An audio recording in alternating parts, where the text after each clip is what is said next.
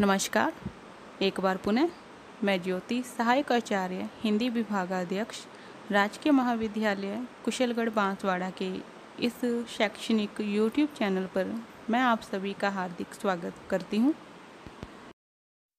स्नातक तृतीय वर्ष हिंदी साहित्य के अंतर्गत आज के हमारा अध्ययन बिंदु रहेगा ढोला मारूरा दुहा। इससे पूर्व हमने ढोला मारूरा दुहा की जो विस्तृत कहानी है उसका अध्ययन किया था। आज के इस वीडियो में हम ढोला मारूरा दुहा काव्य के कुछ छंदों का अध्ययन करेंगे। ढोली नरवर देश पहुंचकर सालह कुमार ढोला के समक्ष मारवणी के रूप का बखान इस छंद में करता है। चंपा वर्णी नाक सड़ और सुचंग विचिहीण, मंदिर बोली मारवण जान भण की बीण। अर्थात वह जो मारवणी है उसका रंग चंपा के पुष्प जैसा है, उसकी नाक सलाई के समान तीखी है और उसकी जो कमर है वह पतली है। जब मारवणी अपने महल अर्थात प्रसाद का अर्थ होगा महल में जब बोलती है तो ऐसे लगता है कि वीणा की झंकार बज उठी हो। गति गंगामती सरस्वती सीता सीड़ सुभाई, महिला सरहर मारुई अबर न दूजी काई। इस छंद के माध्यम से ढोला के समक्ष वह याचक के रूप में आया हुआ संदेश वाहक मारवणी के रूप का बखान करते हुए उसी श्रृंखला में कहता है, मारवणी गति में गंगा, बुद्धि में सरस्वती, आचरण व स्वभाव में सीता के समान है। पुंगल देश के महलों में मारवणी की बराबरी करने वाली और कोई अन्य स्त्री नहीं है। रूप अनुपम मारुबी, सुगुणी नैन सुचंग, साधन इन परिराख जई, चिम शिव मस्तक गंग। अर्थात वह ढोला के समक्ष मारवणी के रूप का वर्णन, व्यवहार का वर्णन करते हुए कहता है कि उस अनुपम सौंदर्य से युक्त मारवणी को किस प्रकार से कोई रख सकता है। वह कहता है, मारवणी रूप में अनुपम है और सद्गुणों से युक्त है। उसके नयन अर्थात नेत्र भी कह सकते हैं, वह अत्यंत सुंदर है। उस स्त्री को कोई भी व्यक्ति अगर अपने पास रखना चाहता है तो किस प्रकार से रखे, जैसे कि शिवजी ने अपने मस्तक पर गंगा को धारण किया हुआ है। थड़ बुरा बण झंखरा, नहीं सु चंपू जाई, गुणे सुगंधी मारबी, महकी सब बण राई। बीसु चारण ढोला के समक्ष मारवणी के संबंध में आगे गीत के रूप में संदेश देता हुआ कहता है कि वह जो पुंगल देश है अर्थात पुंगल यानी कि बीकानेर वर्तमान का, कि वह पुंगल देश की जो धरती है वह भूरी है। भूरी होने का कारण यह है कि वहाँ पर भालू रेत अर्थात रेता या रेगिस्तानी एरिया है, क्षेत्र है। तो भालू रेत की वजह से वह जो क्षेत्र है वहाँ की जो मिट्टी है भूरी है, वहाँ पर वन झंखाड़ है, वहाँ पर चंपा पैदा नहीं होता। परंतु मारवणी के गुणों से वह जो धरती है वह महक रही है। इस प्रकार से बीसु चारण के माध्यम से ढोला अर्थात सालह कुमार को राजकुमारी मारवणी की याद आ जाती है कि बचपन में उनका विवाह हो चुका है। हूँ बलिहारी सज्जना, सज्जन मों बलिहार, हूँ सज्जन पग पानही, सज्जन मों गलहार। मारवणी ढाडी के माध्यम से ढोला के पास संदेश भेजती है और वह जो ढाडी है अर्थात चारण है वह ढोला के समक्ष मारवणी के संदेश को कहता है। वह कहता है कि मारवणी ने कहा है कि मैं मेरे प्रियतम पर बलिहारी हूँ और मेरा प्रियतम मेरे पर बलिहारी है। मैं मेरे प्रियतम के पैरों की जूती हूँ और वे मेरे प्रिय जो हैं अर्थात मेरे प्रियतम मेरे गले का हार है।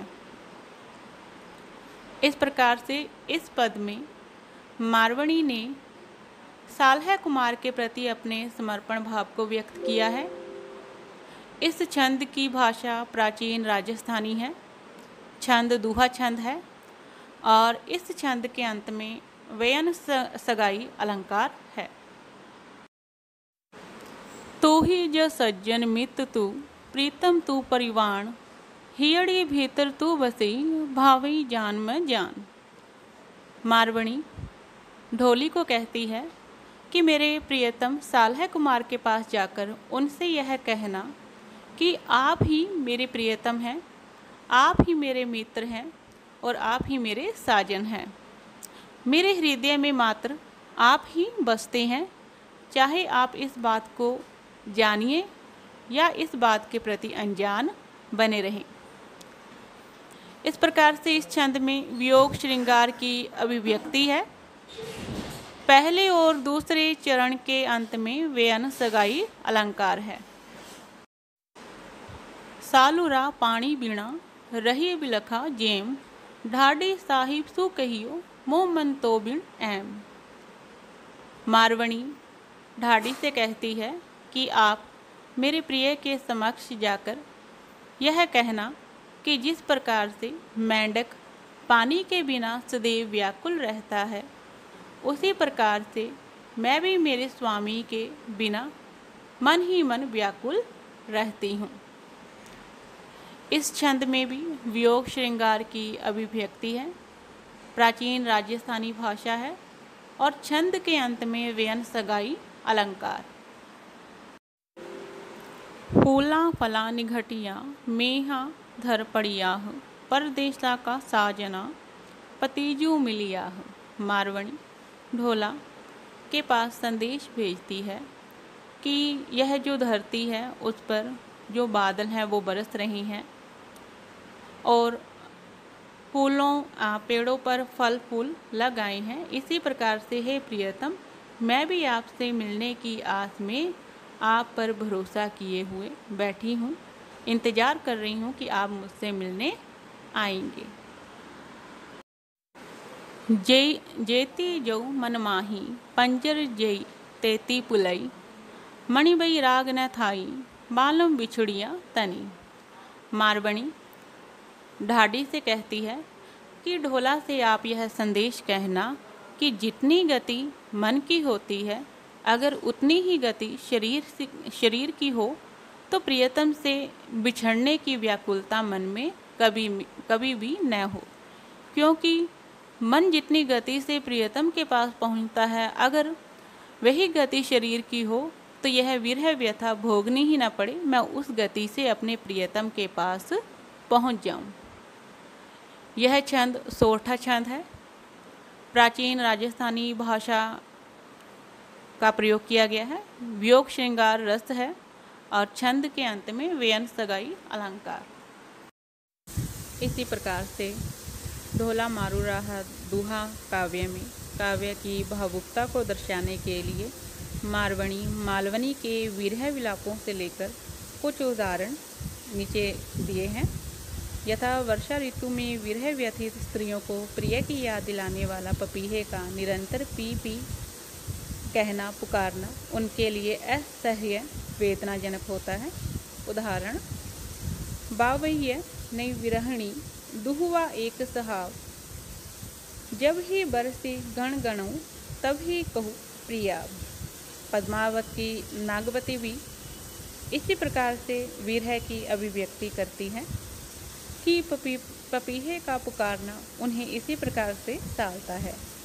पियू वियोग अस बाउर जीव पपीहा नित बोले पियू पियू। इसी प्रकार से बादलों की गर्जन बिजली का चमकना अपने प्रेमी घन से ललक ललक कर आलिंगन करते देखकर मारवणी का अपने प्रेमी की स्मृति करना कितना स्वाभाविक है। यथा इस उदाहरण में इसकी अभिव्यक्ति है बिजुलिया चहलावली आवी आवी, क्यारी, कदरे मिलू सजना, लांबी बाहु पसारी। इसी प्रकार से समान भावना और परिस्थितियों वाले जीवों में सहानुभूति उत्पन्न होना भी स्वाभाविक है।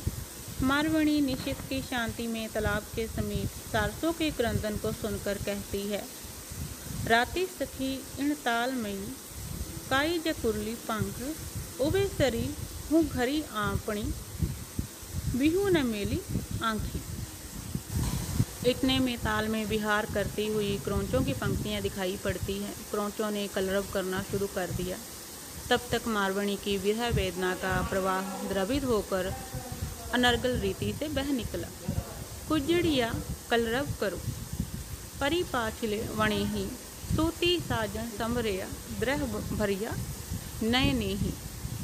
इस प्रकार से आज के वीडियो में हमने ढोला मारूरा दूहा काव्य के कुछ छंदों का अध्ययन किया, मारवणी के रूप सौंदर्य का और मालवनी और मारवनी की विरह व्यथा का वर्णन भी हमने आज इस वीडियो में सुना। आशा करती हूँ आपको यह वीडियो अच्छी लगी होगी। आज की वीडियो यहीं पर समाप्त होती है। धन्यवाद।